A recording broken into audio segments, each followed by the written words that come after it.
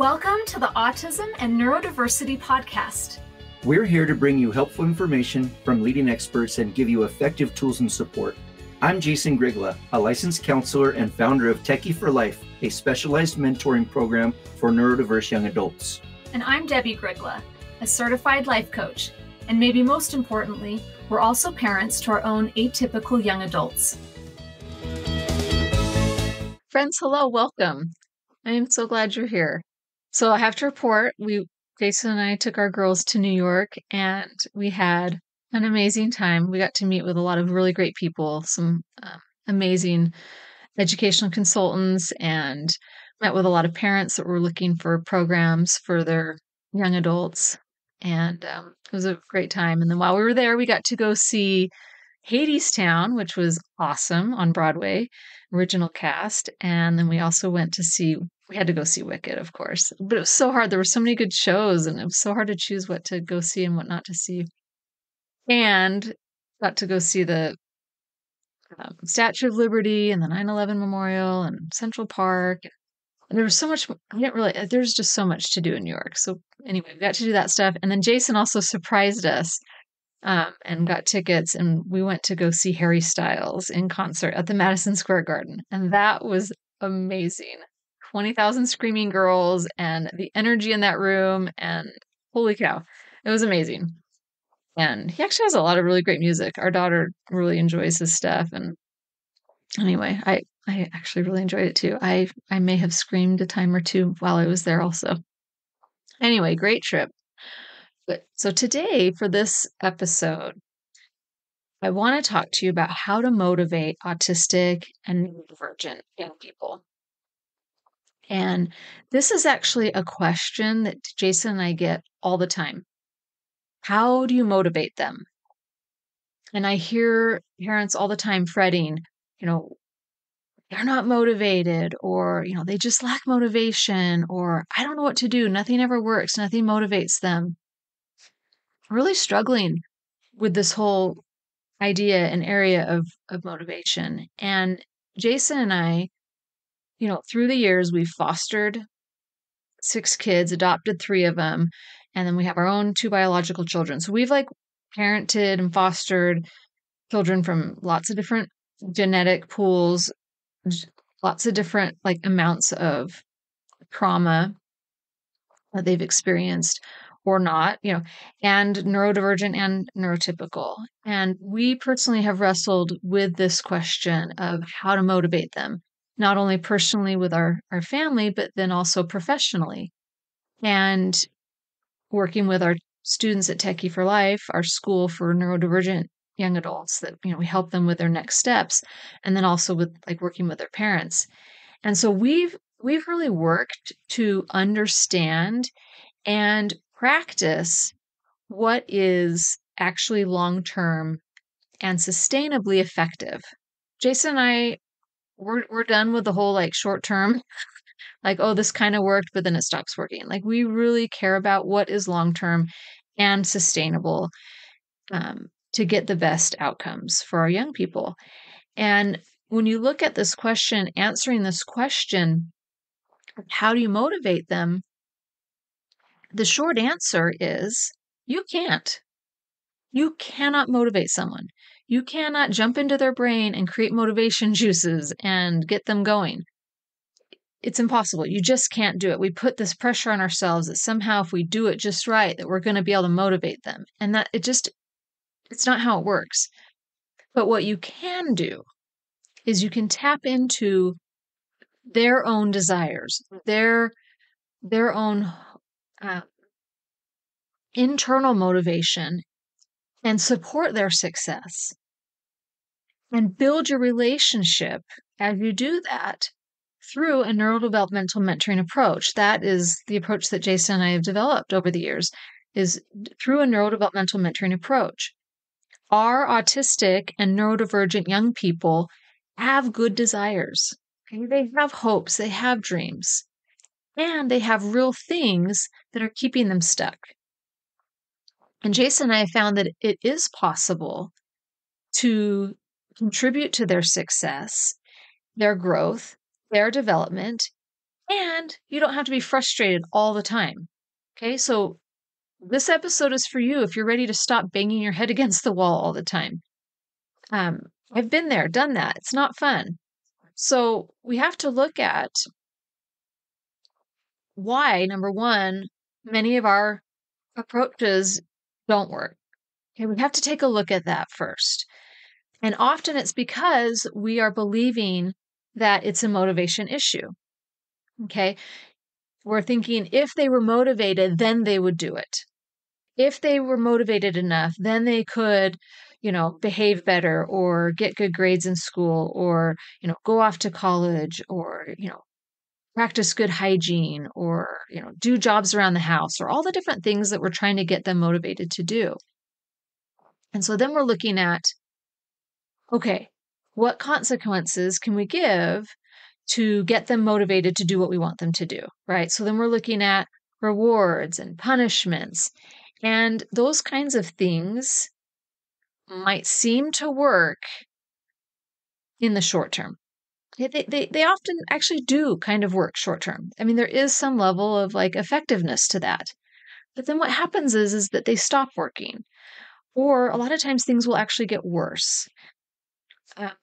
Or you can't ever stay far enough out ahead of like making the reward worth it enough to them or the punishment hard enough to make it effective. And the problem with this line of reasoning is that there's a lot of assumptions in it around why someone performs or doesn't perform the way that we would like them to. And what's happening is that when we're looking at, okay, how do I motivate them and what rewards or punishments can I offer to get them to do what I want them to do, we're heavily reliant on external motivators, okay? And the problem is that external motivators only work as long as you're putting enough pressure and it's enough of a external impetus to make them do the thing. But what happens when you remove that external motivator? Okay, what happens when you take it away or you're not there? Like they're away from you or they're off to college or, you go on a trip and they're left to their own devices. That external motivator leaves, and if that's the only reason they're doing it is because of that external pressure that you've been putting on them, then they go back to whatever they would just rather do or would normally resort to. And the other issue with external motivators is that they actually, and studies show this, that it actually will extinguish internal motivation or replace internal motivation. So, for example, kids that, love to do artwork, they've done studies, and I've mentioned this before on the podcast, but that they like to do art. And so they took a group that likes to do art and one that doesn't. They had the control group, and then they had the group that they're like, let's start paying them or giving them rewards, treats if they do artwork. And the more artwork they do, the more treats we give. And they saw a bump in like an increase in production level. And then over time, they actually found that the quality of the artwork went way down. And over time, kids stopped doing it. They didn't want to do any artwork at all, especially when like the motivator, when they removed that reward, they didn't want to do artwork. They lost their desire to do art and to be creative that way, because their internal motivation had been trumped by an external motivator. And the only reason they were doing it now wasn't for their love of doing the artwork, but it was to get that reward. So once the reward was gone, there was no point to do the artwork. That is so sad to me. And so there's that piece, right, of when we're heavily reliant on external motivators, what that actually is creating, what are we teaching? Oh, we're doing it for the external motivator. So a lot of us have assumptions about what actually motivates us short term and long term. So that's something we want to be looking at. And then what we really want as to be doing as parents and mentors is to tap into and support their short term and their long term internal motivations and support their growth and development over the long term. So you can actually do this through a neurodevelopmental mentoring approach that Jason and I teach that takes into account, one, their neurology, okay, how their brain works, what it needs, what its deficits are, strengths and weaknesses, how the brain develops, right? 2, development in general, like how does development occur? What is needed to support development? What does it look like when development's happening? And 3, a mentoring relationship, which provides safety and trust and connection and support. So, how do you actually do that? Number one, it's examining those old assumptions. So, one of the things, the questions you want to be asking yourself is, why do you want to motivate them? And is this more about you, or is this more about them? Okay. Is it all about what you're wanting for them? Or are you looking at what do they want? Where are they at? Maturity wise, developmental wise, and their own personality and their own unique strengths and weaknesses and quirks. Like, why are we wanting to motivate them? And then you're looking at, like, is the approach you're taking working or not? Like, is it actually working? Because doubling down on what's not working is not an answer. And I used to think it was, oh, I just need to try it harder or a different angle. I need to give a better reward or a harder punishment. And I would keep trying these, putting more and more energy into approaches that just weren't even working.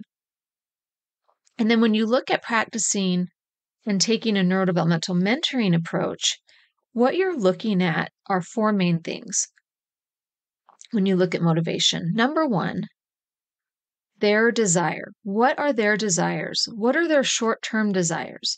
A lot of times the short-term desires are a very, very strong need for safety. They need to feel safe. Motivation will come when they feel safe.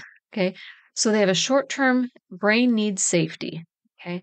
And then second, long-term, what are their long-term interests, desires, hopes, dreams, and really connecting to what that is. Number 2, you want to look at, and this is especially true for neurodivergence, true for neurotypical, but especially true for neurodivergence. You want to be looking at what is their mental, emotional, behavioral capacity. What are their stress levels? How much can they handle? What is their resilient level? What are they dealing with? What's going on for them? That is a huge, huge piece of why someone may look like they're not motivated, or when they look like they're motivated.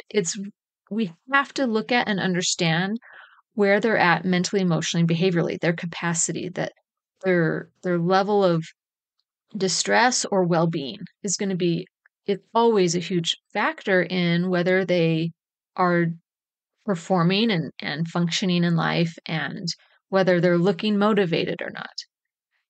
3, it doesn't matter how motivated you are. It doesn't matter how much you want something and desire something and how committed you are. You have to look at capability and disability. What are their capabilities? What are their disabilities? And being understanding of that, because there's a lot that goes into that.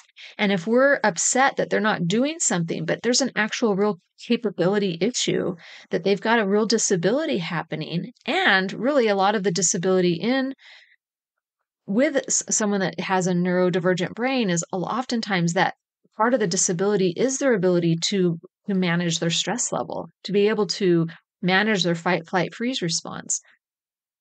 And so you've got to be looking at their actual capability, and how is their disability playing into how they're functioning and what they're doing. And then the 4th thing that we have to look at is, what kind of resources do they have? What kind of resources are we offering? And what kind of supports do they need? And what kind of supports can we offer? So I might have desire, I might have the emotional, the mental, emotional, and behavioral capability to do something. Or capacity to do it. I might have the capability. But then if I don't have the resources and supports I need, I'm going to be at a loss. So there's a lot more that goes into play than just, are they motivated? Okay. Especially with our neurodivergent young people, we have to be looking at the whole picture. And if we're asking ourselves, why aren't they motivated? That's probably a really good cue to say, hey, I got to look at things from the bigger picture. What else is going on here? Because there are some real things that can get in the way of a kid being able to get forward momentum. And if it feels insurmountable, if it feels overwhelming, they're going to shut down, they're going to quit, and it's going to appear like they're not motivated when it's actually something very different. So how this looks when you take a look at the bigger picture and these 4 areas, let me give you an example. If you have an autistic or neurodivergent young man that, say, is bright and wants to go to college, but he seems really unmotivated. He stays up all night gaming. He can't get himself up in the morning. He eats terrible. He doesn't exercise. He has no friends. He can't hold a job. And he's just really comfortably miserable, as we like to call it. As Jason likes to say, comfortably miserable. If you were to look at that, you would look at desires. Okay, what are his short-term desires and needs? Does he have friends? Does he have his basic needs getting met? Does he have like a direction? And then long-term, what are his interests? What are his, desires? What might be a direction to take? What could be a viable educational career path for him? That's something we want to look at for like the long term. Then 2, we're wanting to look at what is his behavioral, his mental, emotional, behavioral capacity. Is he really stressed and anxious? Does he have just no life, no peer connections? What's his resilience level? So that's a big factor in it. And then you're looking at capability. Like, what are his life experiences? What are his life skills? What has he practiced? What habits or skills or things has he developed? What is he lacking? There's a lot of like skill sets and experience that needs to happen for someone to be able to go to college and be successful.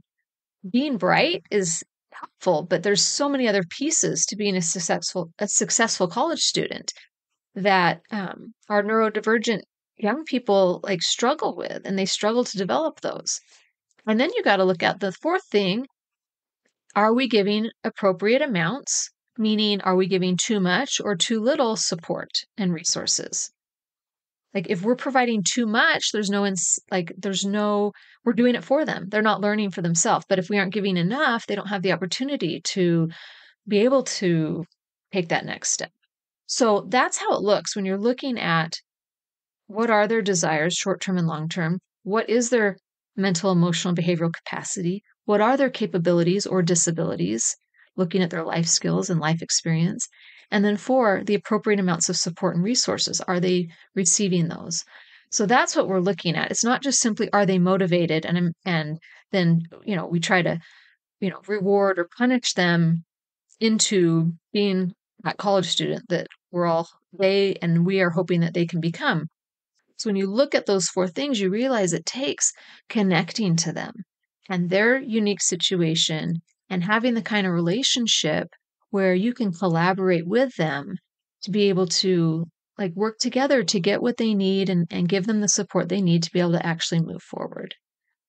But when we're looking at it through that, they're just not motivated, really passing judgment and to say, they're just not motivated. If they were motivated, they would do it, and we need to motivate them.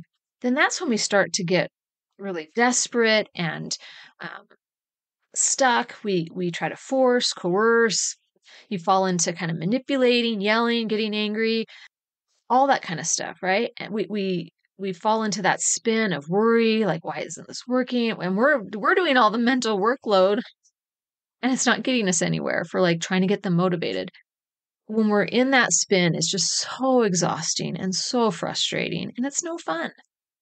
So what Jason and I are offering is a complete shift to practice and invest in a neurodevelopmental mentoring approach, not a quick fix, okay, that's only temporary and gets temporary results, and then you're just more frustrated when it stops working than you were when you started.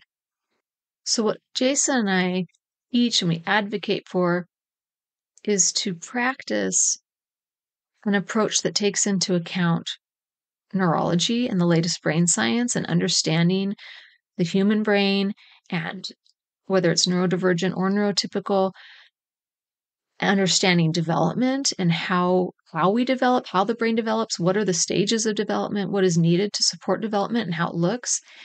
And then utilizing the longest, most evidence-based intervention, which is a safe and trustworthy, connected, mentoring kind of relationship. And this works whether you're a parent or a grandparent or an aunt or uncle, a teacher, a coach, a neighbor, a boss, a therapist, a psychologist, an employer. This practice works in whatever role you're in, understanding the neurology development and having that kind of a relationship.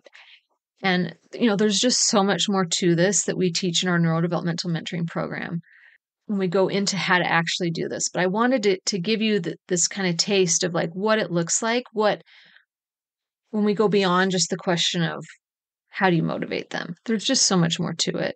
And there's so much more we can be doing that's actually fun and enjoyable and effective and supportive. So if you could use more help and support in this area, I encourage you to get on our email list and learn about how to join our program. I hope you have an amazing week. Take care. Thanks for joining us on this episode of Autism and Neurodiversity with Jason and Debbie. If you want to learn more about our work, come visit us at jasondebbie.com. That's JASONDEBBIE.com.